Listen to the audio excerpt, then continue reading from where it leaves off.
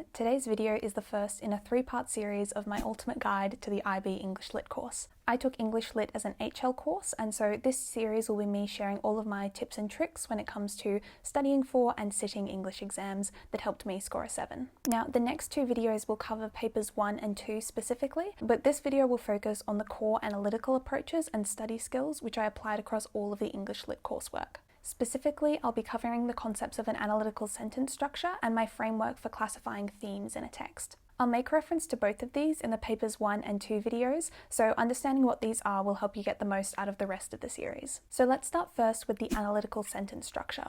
This was a scaffold that I used whenever I was employing textual evidence to support my thesis. It acted as a sort of checklist to make sure, firstly, that my analysis was structured, but secondly, that the ideas that I was communicating had depth to them. In these ways, it helped me score highly in criteria A, B, and C, which respectively assess understanding, appreciation of the writer's choices, and structure. So this analytical sentence structure was as follows. When context, quote, the technique creates an effect which communicates meaning. Now, of course, the filler words would vary slightly, but the components within the brackets and the way that they link to each other within my argument remained constant. So let's break this down into a series of steps. First, I would contextualize the quote within the text. So for poems, it's acceptable to use stanza number to do this. So for example, at the beginning of the second stanza, ... But for any prose, play, or novel, then you want to contextualize it within the action that's happening in the plot at that point. For example, immediately after character A's death, character B bemoans that ... Or immediately after character C reflects on their own mortality, they realize that ... Especially when it comes to dialogue, the minimum that you can do to contextualize it is to give the speaker and their audience. The reasoning behind this is that structure is incredibly significant to a text's meaning. So even if I had the most amazing metaphor to analyze, its significance depended on where it was introduced during the story or character arc. Therefore, it was important for me to signal the key plot point that it was involved in rather than just writing character A says or the author states. Next, once I had established context, pretty easy, I stated my quote. Then I would employ the triplet of technique, effect, and meaning, and this formed the core of my analysis. The technique was the literary device employed by the author, so for example, metaphor, imagery, alliteration, etc. The meaning was the link back to my topic sentence and how that fit within my broader thesis.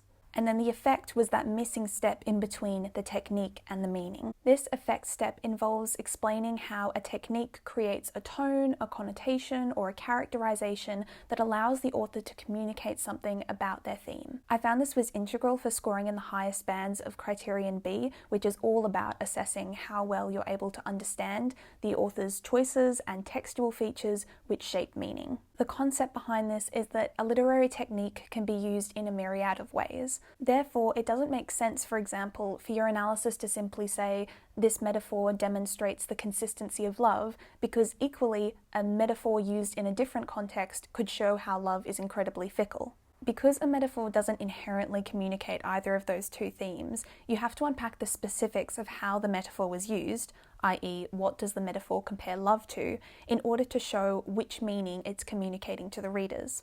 As an example, I've prepared two versions of the same quote, one without the effect step and one with the effect step, and hopefully this makes clear how I would use this effect step in order to elevate my analysis. So in a poem by Fleur Adcock about fear fueled by the unknown, the persona reflects on how they viewed the scarecrow in childhood as shadow-clothed. Without the effect step, the analysis would sound something along the lines of, the visual imagery shows how the scarecrow is unknown, and the connotations of shadow establishes that such unknown entities cause fear. In contrast, with the effect step, the visual imagery of darkness portrays the scarecrow as obscured, and thus shows how the scarecrow is unknown. Furthermore, the use of shadow connotes a child's fear of the dark, thus establishing that such unknown entities cause fear. You can see that in the first, the technique and meaning were still clearly identified. But the analysis sounded vague because the specifics of how the author used the technique and how those particular choices communicated the meaning was absent. At this point, you may be thinking, well, Ashley, I don't actually know how the technique communicates the meaning, so I'll just have to make something up. But what I found is that most techniques are pretty consistent in the effects they produce. So these effects are things that you can memorize and then use time and time again in your essays. In this way, there's a certain formula that you can apply to English. So direct address will always engage the readers. End-stop lines will always create a blunt and harsh tone.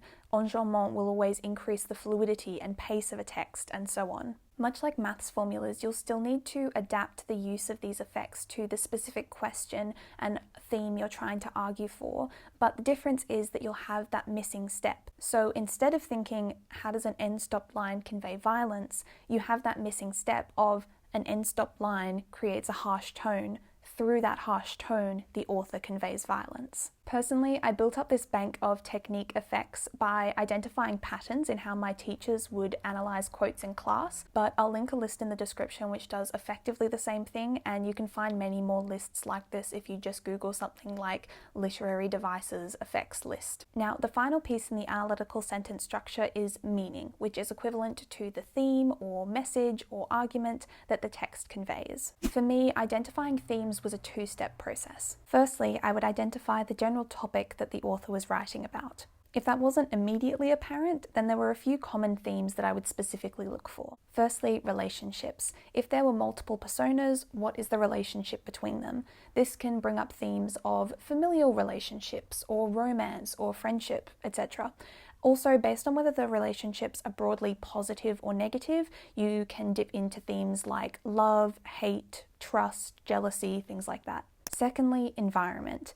If the text places a large emphasis on setting, then often it is making some comment about mankind's place within nature, the inherent qualities of nature, or industrialization within those broad range of themes. Thirdly, you can look to context. What was the literary and social context within which the author was creating their work, and thus what elements of this context might they have brought in? After finding the text's general topic, I needed to then identify the perspective that the author was presenting on that particular topic. I classified these perspectives into two groups. Firstly, nature of themes, which follow the structure, the adjective nature of the topic. Or secondly, effect of themes, which follow the structure, the effect of topic on an individual, society, the world. The nature of themes are when the author is presenting some quality as inherent to the topic in question. For example, the pure nature of love, the inevitable nature of death, the difficulties of connecting with culture. This was often the type of theme I would choose for the first paragraph in my essays. In contrast, the effect of themes focus on the effect that a topic has on some sort of stakeholder, and that can be at the micro level, at looking at individuals, or at the macro level, looking at society and the world. For example, the healing effect of pure love on individuals, how individuals come to accept death as they reach their inevitable end, or how the challenges of connecting with identity create fractured senses of belonging for migrant communities. These were normally the second or third paragraphs in my essay because, as you can see, they rely on the premise of the preceding nature of paragraph. They ask the question, given this topic's nature, who will this topic affect? And how will it affect them? I found this was a really helpful way to organize my annotations and notes on texts. What I see quite often in my students is that they'll organize their quotes under themes like love or conflict, but the difficulty with this is that love or conflict aren't topic sentences, and they aren't specific perspectives that the author is presenting. They're just general topics. And so this means that it leaves you with a lot of heavy lifting to do come exam time when you actually have to form a specific thesis. So instead, what I found helpful was to try to identify specific themes as soon as possible. At least at my school, whenever we started a new text, our first lesson would always be a general class discussion about that text's themes and its context, and during that lesson I would be furiously writing down every single thing that the teacher was saying. That way I could take those notes away and convert them into nature of and effect of themes and put those in a scaffold that was ready for me to fill out in class the next day when we started to go through the text in depth. So to summarise, we have our analytical sentence structure, which makes sure we emphasise the link between technique, effect and meaning. And then we also have nature of and effect of theme scaffolds to make sure that the themes that we're identifying are specific and nuanced. The next video in the series will be about paper 1, so be sure to subscribe if that's something that interests you. And if you have any strategies that help you analyse texts or write essays, then I'd love if you shared them in the comments so that we can all learn from each other. And thanks for watching. Part 2 in this English series is on its way, but in the meantime I also have videos on IB Maths and my tips on getting a 45 that you can check out here.